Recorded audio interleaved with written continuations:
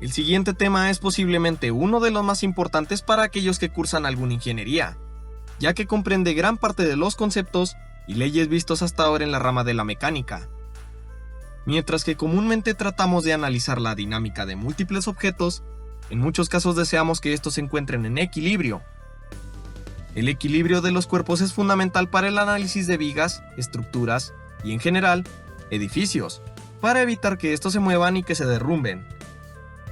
Para introducirnos en este concepto, recordemos la primera ley de Newton. Estipula que un cuerpo permanece en reposo o con velocidad constante, a menos de que se le aplique una fuerza que logre perturbarlo.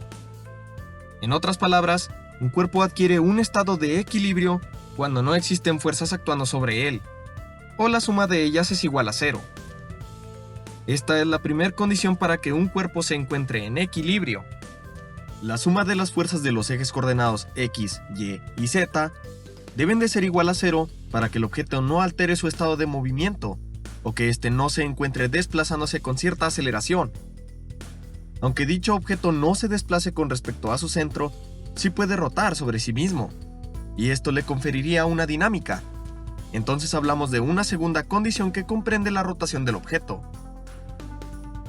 Recordemos que la rotación de un objeto está dada por la aplicación de una fuerza de forma angular que lo hace rotar. El vector que representa la magnitud de una rotación lo denominábamos torca. Entonces, nuestra segunda condición nos dice que la suma de las torcas también debe de ser igual a cero. Es decir, que no deben de existir fuerzas que provoquen una rotación sobre él.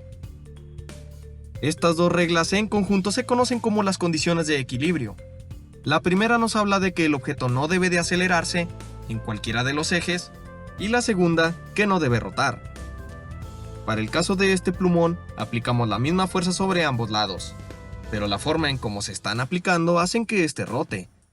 Por ello, no está en equilibrio.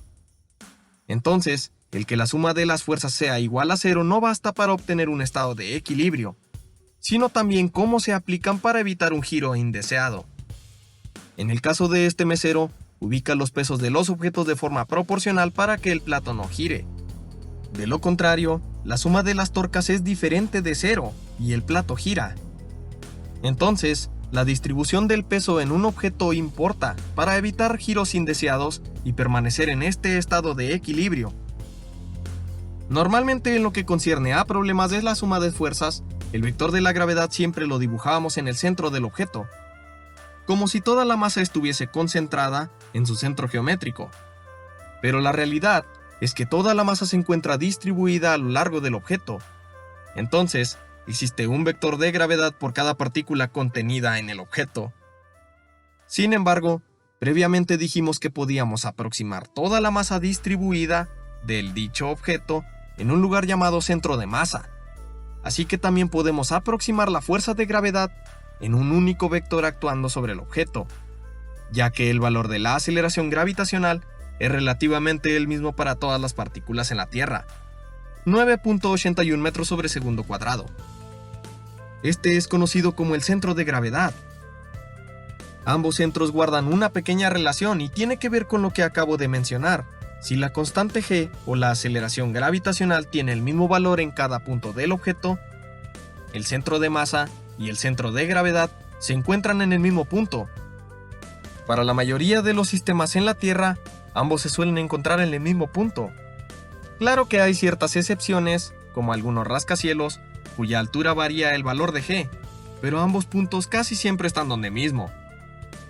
Entonces, en un cuerpo que posee una masa uniforme podemos suponer que ésta se encuentra en el centro de masa, y solamente actúa un único vector de gravedad.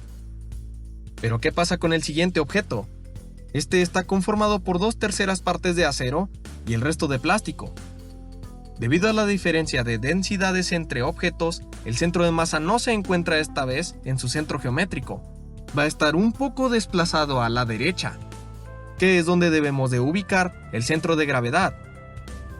Por ejemplo, si tenemos un martillo y lo sujetamos del centro del mango con una cuerda, sentimos cómo este tiende a rotar, por lo que incumple nuestra segunda condición de equilibrio, y el martillo no se encuentra estable. ¿Qué pasa entonces si lo sujetamos ahora un poco más cerca de la cabeza del martillo? Poco a poco la rotación disminuirá hasta que pare de rotar, y las torcas sobre el objeto terminan siendo cero. Este lugar donde se encuentra sujeto el objeto es donde se encuentra su centro de gravedad. Matemáticamente tendríamos lo siguiente.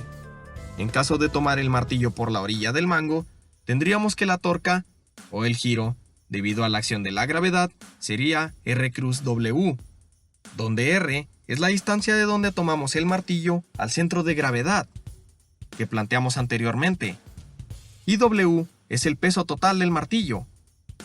En este caso, la torca sería diferente de cero. Si ahora sujetamos el martillo de su centro de gravedad con una cuerda, la torca es igual a R cruz W igualmente, pero en este caso R es igual a cero, al haber sujetado el martillo en ese punto. Por ello, la torca, o los giros sobre el objeto, son cero. Repasando, un cuerpo en equilibrio se caracteriza por encontrarse en reposo o ir con una velocidad constante. Para que un cuerpo se encuentre en equilibrio, se deben de cumplir dos condiciones. La suma de las fuerzas sobre los ejes deben de ser igual a cero, y la suma de las torcas sobre el cuerpo también debe de ser igual a cero. Para un cuerpo que presenta su masa distribuida, podemos aproximar la influencia gravitacional con un único vector en un punto conocido como centro de gravedad.